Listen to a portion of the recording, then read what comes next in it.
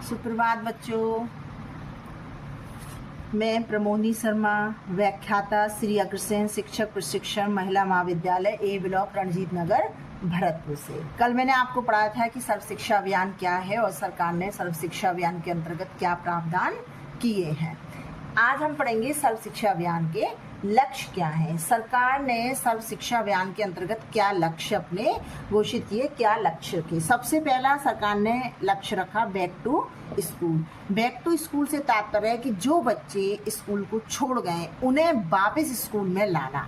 इसके लिए ऐसी व्यवस्था करना जैसे उनके लिए यूनिफॉर्म की व्यवस्था करना, उनके लिए खाने की व्यवस्था करना, जो कि आज हमारे सामने मिड डे मील के रूप में उपस्थित है। तो इस तरह की व्यवस्था करना जिससे बच्चे आए स्कूल में रुके। तो सबसे पहला सर्व शिक्षा अभियान के तहत सरकार ने कहा कि बैक टू स्कूल की व्यवस्था होनी चाहिए।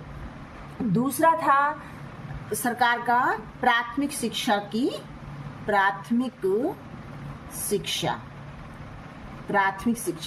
शिक्षा से हमारा तात्पर्य है कि 6 से 14 वर्ष तक के जो बालक हैं उनको प्राथमिक शिक्षा की प्रावधान किया जाए, वो प्राथमिक शिक्षा प्राप्त करें। इसके लिए सरकार ने निःशुल्क और अनिवार्य शिक्षा की व्यवस्था की थी।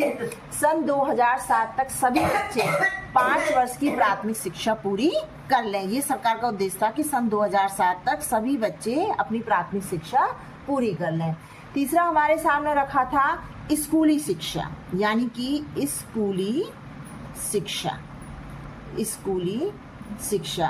शिक्षा से तात्पर्य था कि वर्ष 2000 तक सभी बच्चे 8 वर्ष की स्कूली शिक्षा प्राप्त करें। प्राथमिक शिक्षा चलेगी हमारी 5 वर्ष तक, फिर बच्चे 2010 तक सभी बच्चे अपनी स्कूल की शिक्षा भी पूरी कर लें, 8वीं तक की अपनी शिक्षा पूरी कर लें। फिर सरकार ने रखा विद्यालयों में ठहराव। फिर हमारा था सरकार ने जो अगला रखा था विद्यालय में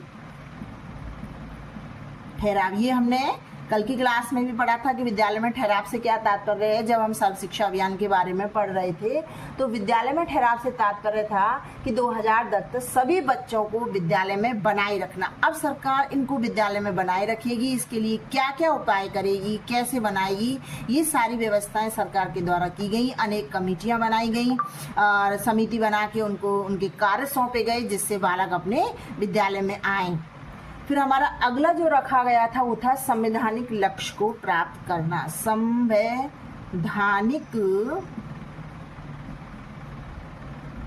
लक्ष्य को प्राप्त करना, यानी कि संवैधानिक लक्ष्य क्या था कि कल भी बात हुई थी इस पे कि सामाजिक न्याय व समानता की भावना। संवैधानिक लक्ष्य कब पूरा होगा? जब सभी बच्चों को समान रूप से शिक्षा प्राप्त करने का अधिकार मिलेगा, तभी उन्हें सामाजिक न्याय मिलेगा और तभी वो समानता के आधार पर रहेंगे, तब सरकार इस संवैधानिक लक्ष्य को प्राप्त कर लेगी। अगला रखा था हमारा जीवनोपयोगी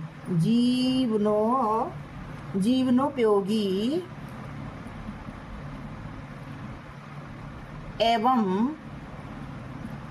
गुणात्मक शिक्षा। जीवन उपयोगी से मतलब है बच्चों को जो भी पढ़ाया जा रहा है वो जीवन उपयोगी तो होना ही चाहिए। उसके अंतर्गत क्या आएगी, जो हमने कल पढ़ा था, व्यावसायिक शिक्षा, यानी कि स्कूलों में उन्हें व्यावसायिक शिक्षा प्रदान की जाए जिससे आगे चलकर वो अपने जीवन के लिए उसे उपयोगी बना सकें। कोई ना कोई रोजगार, यानी शिक्षा कैसी होनी चाहिए, रोजगार उन्मुख होनी चाहिए जो उन्हें रोजगार दिलाए। यदि मान लीजिए किसी बच्चे को नौकरी नहीं मिलती है, कुछ नहीं मिलता, कम से कम वो ऐसी शिक्षा तो ले कि कुछ ना कुछ अपना काम शुरू कर सके और अपने जीवन को उपयोगी बना सके। साथ ही साथ उसमें गुणात्मकता भी होनी चाहिए। ऐसा नहीं कि बच्चा अलग राह पे चले या कुछ गलत सीखे, ऐसा नहीं। शिक्षा जो भी दी जाएगी, जो भी जीवन उपयोग से उसे जोड़ा जाएगा, तो उसमें गुणात्मकता का विशेष ध्यान रखा जाना चाहिए।